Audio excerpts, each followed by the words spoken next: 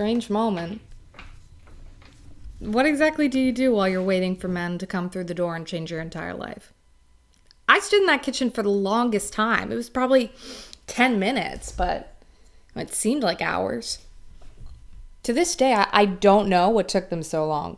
It's not like the movies where they come rushing in with guns blazing, they tell you to freeze and knock you up against the wall. I mean, they came in like they were trying to sell me insurance or something, but, none of this went the way I thought it would.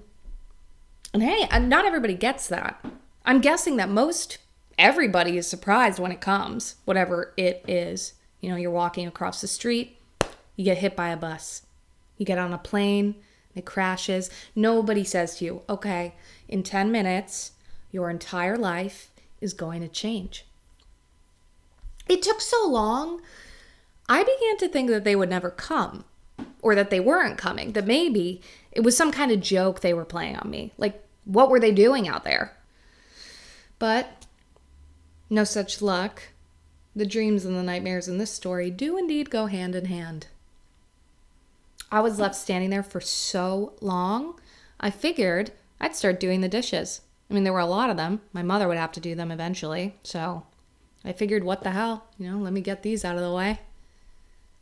I watched the water go down and around the plates, lingering at the edges of hiding places and finally being released to circle down the drain. It seemed like an endless pattern from the faucet to the bottom of the sink. Now, I had a sense of myself, my own thoughts following the same pattern, out one end of the spout and down into the bottom with nothing I could do to stop it. And I thought of how I felt there as a young girl doing the dishes when I was in grade school. Thought of how I stood there with my mother and cried the night my father died. I thought of how I stood there alone before I went off to school, wondering what my college years would bring me and how different I might be when I finally got out.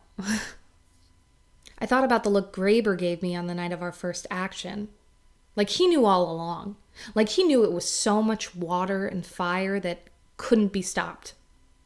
Like he knew I had to be sure from that first moment. Like he knew how important it was in life to really mean things.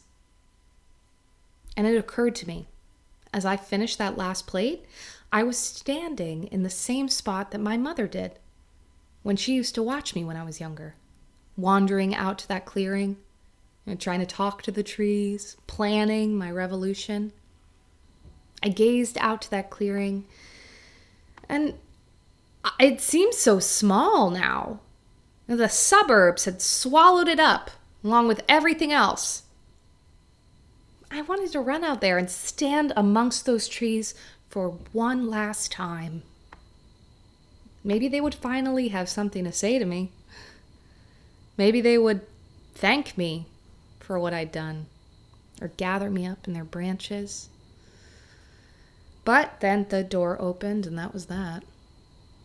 I deserved everything I got. And in some part of me, I asked for it. And it's just as well. I knew what I was getting into.